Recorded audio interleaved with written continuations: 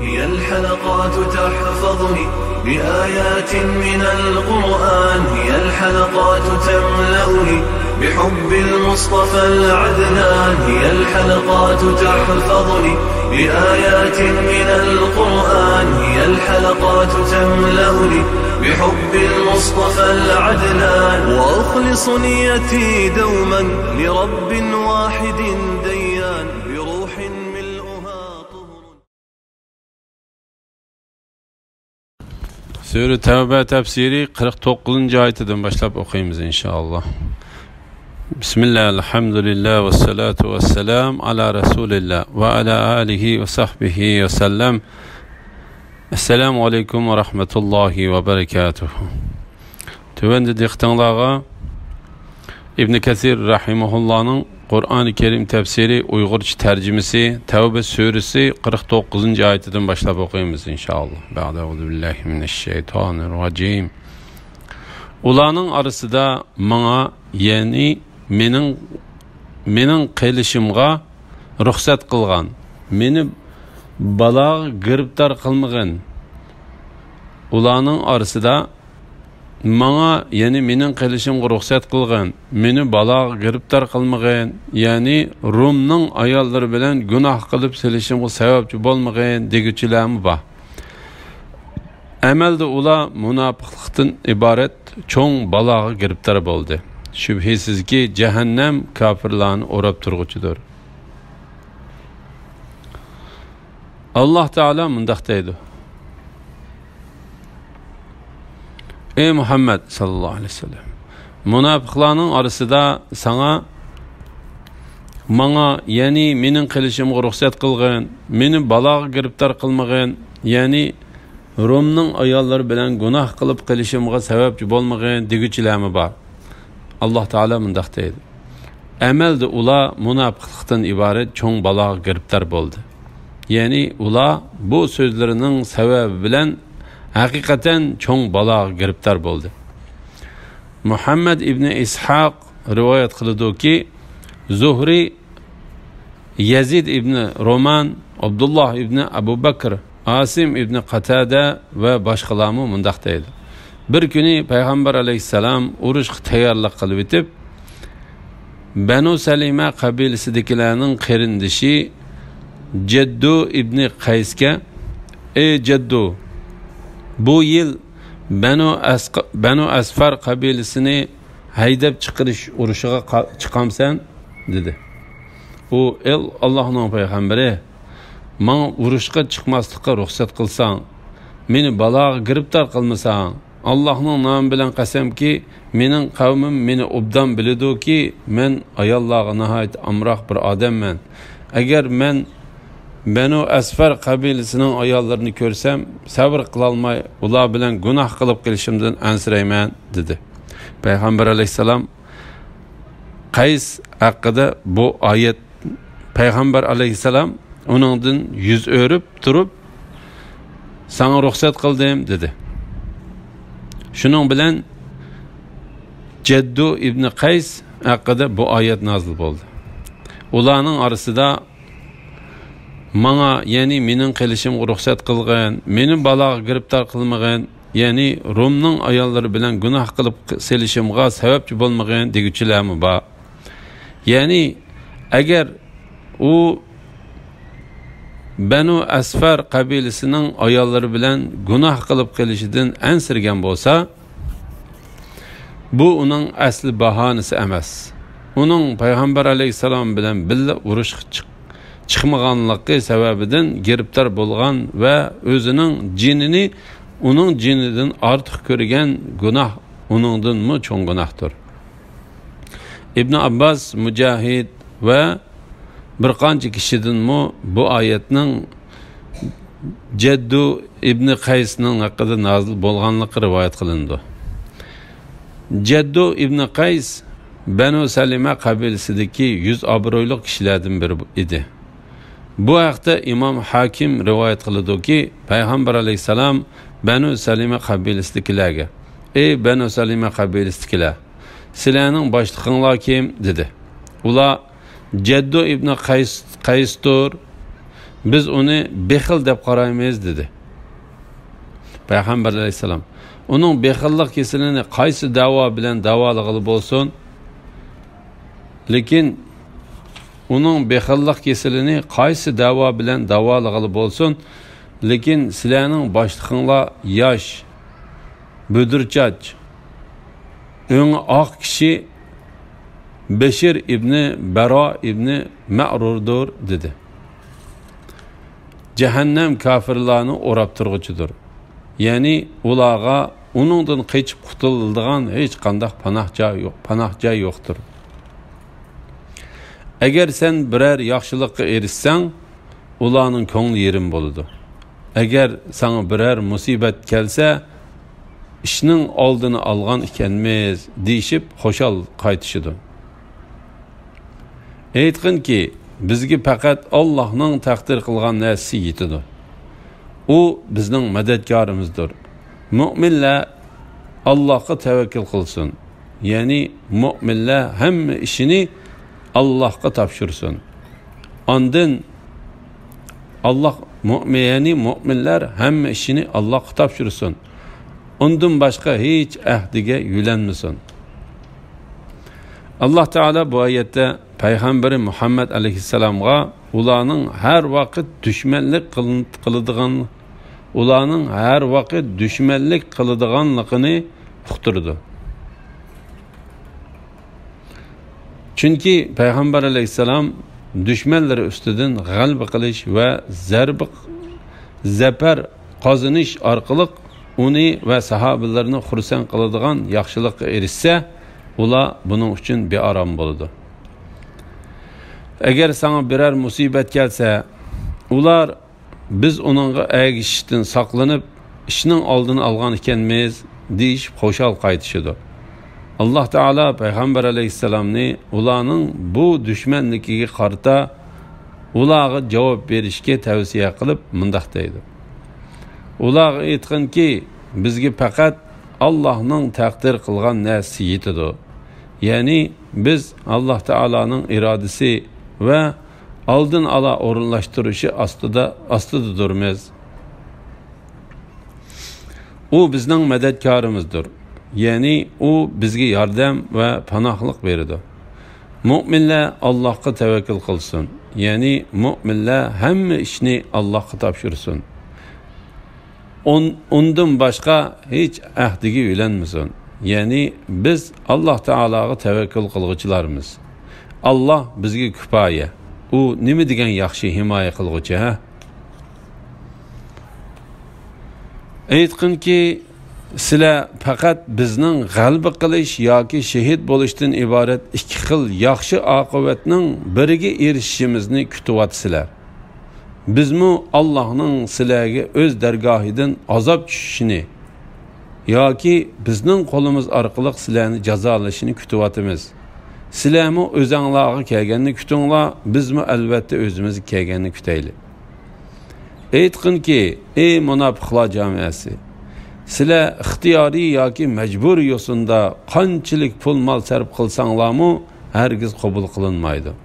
Chunki sizlar Allohning itoatidan chiqqan qavm bo'ldinglar. Ularning bergan nafiqlari shuning uchun qabul bo'lmaydiki, ular Allah'ni ve Allah'ның peygamberini inkar kılıdı. Namazını hoş yakmaslık bilen okuydu. Pul milini razılık bilen vermeydi. Allah Teala mundaq deydi. Ey Muhammed sallallahu aleyhi ve sellem.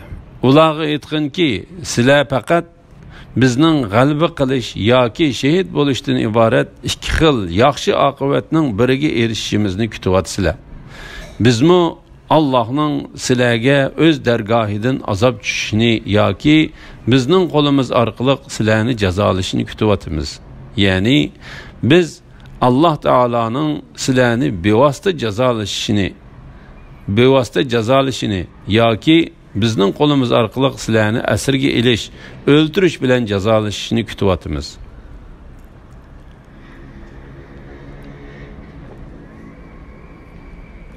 Özanglarga kelganni kutinglar. Bizmi albatta o'zimizga kelganni kutaylik. Aytqinki, ey munofiqlar jamoasi, sizlar ixtiyoriy yoki majburiy yo'sinda qanchalik pul mol sarf qilsanglarmi, hargiz qabul qilinmaydi. Chunki sizlar Allohning itoatidan chiqqan qavm bo'ldinglar. Ondan Alloh taolo ularning sarf qilgan narsasini qabul qilmaslikning sababini mundaq xabar berdi. Ularning bergan nafiqlari shuning uchun qabul bo'lmaydi-ki, ular Allohni va Allohning payg'ambarini inkor qiladi. Namozni xo'sh yoqmaslik bilan o'qiydi. Ya'ni ular amallarda to'g'ri niyatni ko'zlamaydi. Pul melini rozilik bilan bermaydi. Payg'ambar alayhisalom mundaq deb xabar berdi. Shak shubhisizki, amal ibodatda sizlarni zerikib qolmoqcha Allah onu qabul qilishdan zerikib qolmaydi. Shak shubhisizki, amal ibodatda sizlarni zerikib qolmoqcha Allah onu qabul qilishdan zerikib qolmaydi. Allah paktur. U faqat pak narsalarni qabul qiladi. Shunga Allah ana shu munofiqlarning sarf qilgan mol-mulklarini va amallarini qabul qilmaydi. Chunki Alloh taolo faqat taqvodorlarningla amal ibodatini qabul qiladi. Ularning mol-mulki va avlodi seni ajablantirmasin. Allah ularni bu dunyoda shu narsalar bilan azoblashni va ularning kafir peti jon uzishni iroda qiladi. Alloh taolo payg'ambari Muhammad alayhissalomga mundaq deydi: ularning mol mulki va avlodi seni ajablantirmasin. Alloh taolo bu vaqtda mundaq deydi: biz kuffarlardan turli jamoani bahriman qilgan dunyoning ne'matlari ve zibu zinnetleriga ko'z salmagan. Biz kuffarlardan turli jamoani bahriman qilgan dunyoning ne'matlari ve zibu zinnetleriga ko'z salmagan. Bunun bilan ularni sinaymiz. Rabbingning rizqi, yani savobi bu fani ne'matdan yaxshidir ve en baqidir. Ular bizning ularga mol mulk ve avlodlarni berganligimizni o'zlariga tiz yaxshilik qilganlik deb o'ylamdi. Hargiz undaq emas. Ular uqmaydi. Allah ularni bu dunyoda shu narsalar bilan, ya'ni pul molning zakatini berish ve Allah taolaning yo'lida pul molni sarf qilish bilan azoblashni ve ularning kafir peti jon uzishni iroda qiladi. Ya'ni ularning echinishlik ahvolga ve qattiq azobga duchor bo'lish uchun Allah ularning jon uzganda kufr ustida jon uzishini iroda qiladi. Allah bizni undaq bo'lib qolishdan saqlasin. Ular biz cho'qim sizlar, ya'ni sizlarga o'xshash musulmonlardan deb Allah bilan qasam ichdi. Ular sizlardan emas, lekin ular ziyon zahmatga uchrashishdan qo'rqib og'zida musulmon bo'lgan qo'rqinchoq qavmdir. Agar ular biror qurg'on yoki g'or va yoki gemini topsa edi, ular shu tarafga qarab albatta yugurishgan bo'ladi. Munofiqlarning qo'rqinch ichida yashaydiganligi. Alloh taolo bu oyatda payg'ambar Muhammad alayhissalomga munofiqlarning qo'rqinchisi, ansirishi ve o'zlaridan huduqishi qatorliq ahvollardan xabar qiladi. Ular biz cho'qim sizlar, ya'ni sizlarga o'xshash musulmonlardan deb Allah nomi bilan qasam ichdi. Ular sizlardan emas, ya'ni sizlar bilan bir yo'lda emas.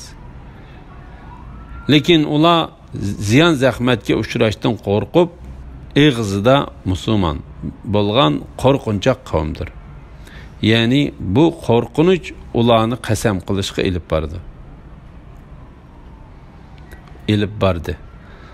Agar ular biror qo'rg'on yoki mukinidigan biror qal'a, kirib oladigan biror panoh joy yoki g'or, ya'ni tog'lardagi o'nkir va yoki gamini topsa edi, ular shu tarafga qarab albatta yugurgan bo'ladi.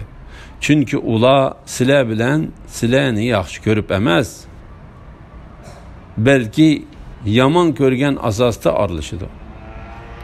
Ular imkon qadar sizlar bilan aralashmaslikni xohlaydi. Shunga ular hamisha g'am, qayg'u va hasrat ichida yashaydi. Chunki islom va musulmonlar davomli g'alabaga va ustunlikka erishadi. Shunga musulmonlar xo'shallikqa erishgan sari ular buningga chiday olmay azoblanadi. Alloh taolo ularning mu'minlar bilan aralashmasligini xohlaydiganligi haqida mundaq deydi. Agar ular biror qo'rg'on yoki g'or va yoki gemini topsa edi, ular shu tarafga qarab albatta yugurishgan bo'ladi. Ey Muhammad sallallohu alayhi vasallam, ularning ba'zisi sening sadaqa va g'animatlarni taqsim qilishingni ayiblaydi. Ularga uningdan berilsa xo'sh bo'lishidi, berilmasa xafa bo'lishidi. Agar ular Allohning va Allohning payg'ambarining ularga berganiga rozi bo'lsa va Alloh bizga kifoya qiladi, Alloh va uning payg'ambari bizga o'z fazlidan ato qiladi, biz haqiqatan Allohning fazlini, ihsonini o'tinib so'rg'uvchilarmiz desa, albatta ular uchun yaxshi bo'ladi.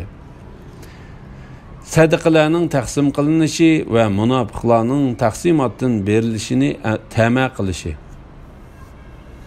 Ey Muhammad sallallohu alayhi vasallam, ularning ba'zisi, ya'ni munofiqlarning ba'zisi sening sadaqa va g'animatlarni taqsim qilishingni ayiblaydi.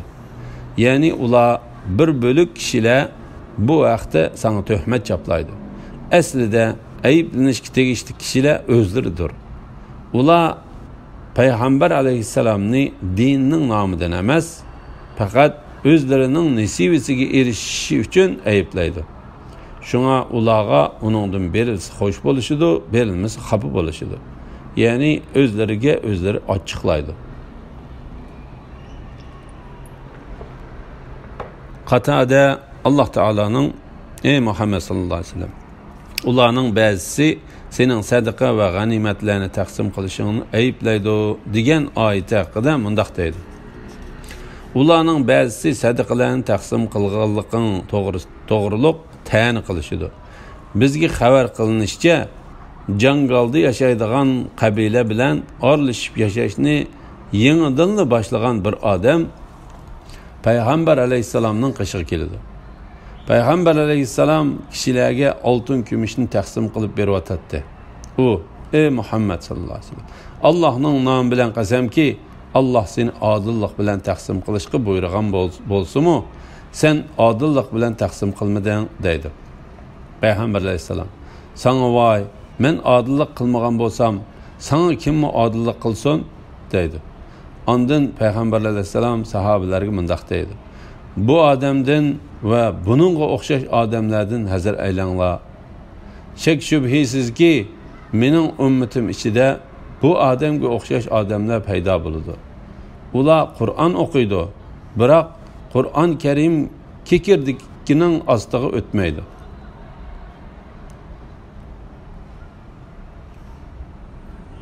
Agar shundoq odamlar o'ttirg'i chiqsa, ularni o'ltiringlar.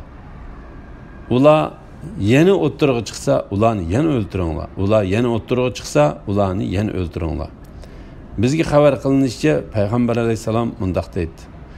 Mening jinim ilkida bo'lgan zot Allohning nomi bilan qasamki, men sizlarga o'z oldimga biror narsa berolmayman va sizlarga berilgan narsani to'sib qola olmayman. Men faqat xazina boshqaruvchi xolos. Qatada bayon qilgan yuqoridagi hadislarning mazmuniga Imom Buxoriy va Muslimning Abu Saiddan Horqisning qissasi haqida rivoyat qilgan hadisning mazmuni o'zaro o'xshab ketadi. Bu qissa mundaq edi. Payg'ambar alayhisalom Hunayn urushidan elingan g'animatlarni taqsim qilayotganda Horqis uning oldiga kelib, "Adil taqsim qilgan, sen rastlı g'animatlarni adil taqsim qilmading dedi payg'ambar alayhissalom. Agar men adil bo'lmasam haqiqatan ziyon tortib halok bo'lib ketaman dedi. U orqaga yenib ketayotganda payg'ambar alayhissalom uningga qarab turib mundoq dedi: buning pushtidan bir qavm chiqadi. Sizlar o'qigan namozinglarni ularning o'qigan namoziga nisbatan, tutgan ro'zanglarni ularning tutgan ro'zasiga nisbatan oz hisoblaysizlar. Ular islom dinidan o'qiyodin o'q chiqib ketganga o'xshash chiqib ketadi. Ularni qayerda uchratsanglar shu yerda o'ltiringlar. Ular haqiqatan yer yuzida eng nachar va o'ltirishga tegishli odamlardir. Alloh taolo ularni o'zlariga yaxshilik elib keladigan narsalarga tavsiya qilib mundoq deydi: agar ular Allohning va Allohning payg'ambarining ularga berganiga rozi bo'lsa va Alloh bizga kifoya qiladi, Alloh va uning payg'ambari bizga o'z fazlidan ato qiladi, biz haqiqatan Allohdan Allohning fazlini, ihsonini o'tinib so'rg'uchilarmiz desa, albatta ular uchun yaxshi bo'ladi. Bu oyat esil adab axloqni, alohida sirlarni o'z ichiga oladi. Chunki bu oyat Alloh va uning payg'ambari bergan narsaga rozi bo'lish, Alloh bizga kifoya qiladi deb faqat yolg'iz Alloh taologa tavakkul qilish, shundaqla payg'ambar alayhisalomga itoat qilish, uning amr farmonlarini bajo keltirish, to'sqan ishlaridan yenish, yetkizgan xabarlarga ishonish va uning ish izlariga ergashish qatorliq ishlarda muvaffaqiyat qozondirishni faqat yolg'iz Alloh taolodan tilashga tavsiya qiladi.